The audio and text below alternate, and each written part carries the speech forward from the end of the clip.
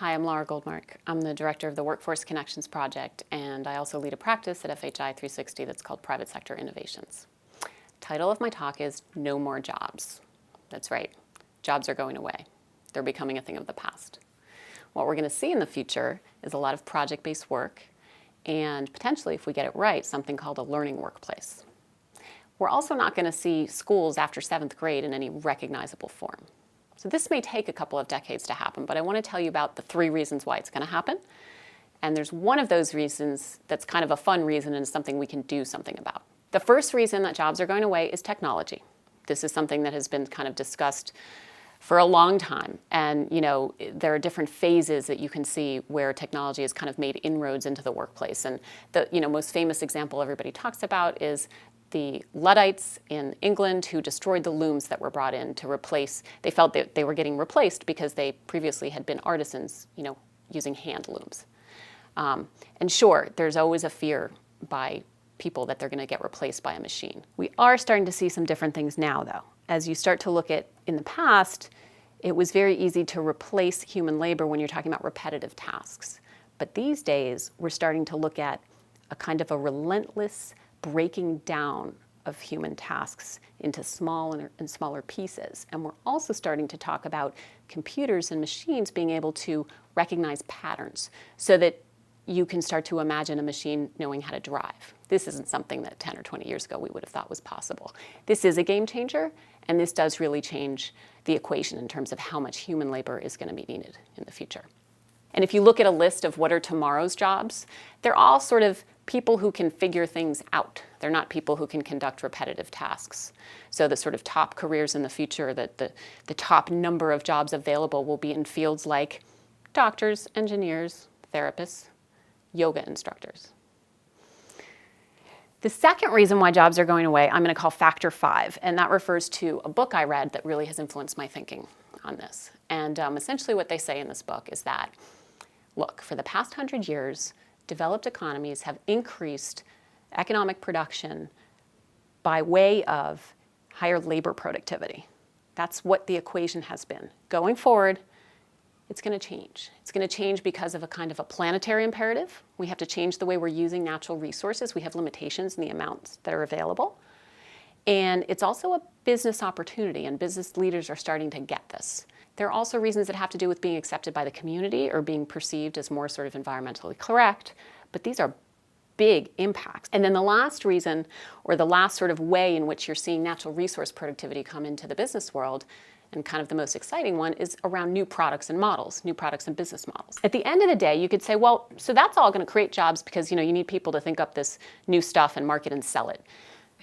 That said, I do think that we would all admit that the sort of mass production and consumption model with no attention to natural resource limitations probably was the peak in terms of the labor inputs that will be required, and that these new models, by their very efficiency, will at the very least need the same amount of labor or less.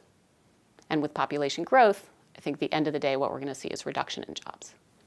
Okay, so the third and final reason that jobs are on their way out is kind of a fun reason because it's something where we can play with this, there's something we can do about it.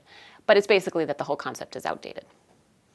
And if you think about the concept of a job as a 40-hour-a-week box that is regulated by the government, then that concept has been getting outdated for some time. So then you look at developing countries, and it's even starker because many of these countries, there's such a large percentage of the economy that is in the informal sector that is not regulated by the labor code. And you think about what are models that could be useful for those parts of the economy. If we're looking for new models, I wouldn't say there's one out there yet, but there's some thinking about it. Also, let's talk about benefits for a second. So the idea of a state-mandated benefit package that is mostly financial or that has to do with retirement might come into question. When you go to developing countries, people are doubtful, first of all, that they may ever get that money. The majority of enterprises can't afford to offer state-mandated benefits, so they don't. And you look again, if you go back to the women I interviewed in Jordan and what they wanted, the types of benefits they wanted were more immediate and you might imagine a very different package that could be offered that had to do with transport, childcare, facilitating work, flexible hours, job sharing. So thinking very differently about what a labor contract looks like, and maybe not dictating the terms as much, but stepping back and looking at the principles. There are three things that workers want. They want mastery, or a sense of learning. They want autonomy, so they want a little bit of freedom about how they do what they do. And they want purpose. They want there to be a reason why they're doing what they're doing. And as we've sort of seen in the modern economy, that's even better if the reason is because you're trying to do something good for the world. This is something that people want. So how does this all help us in our work in developing countries? And especially given that a large part of the firms that we're looking at are in the informal sector. Well, I think there are some concepts here that we need to work on, and one of them is productivity, and it's linked to skills utilization. I think we need to be thinking about skills frameworks that don't hold somebody back in an antiquated, low productivity informal sector, but that allow actually a progression across technologies. So we're working on some of these things in Workforce Connections. And, I got inspired, as I say, several years ago, back when I was in Somaliland, and I went to meet with the Ministry of Labor. You go into the labor ministry, and I was sitting talking to the Secretary General, and he said, we don't really have much to do here because there are so few firms in Somaliland that are actually registered. So what are we regulating? What are we doing?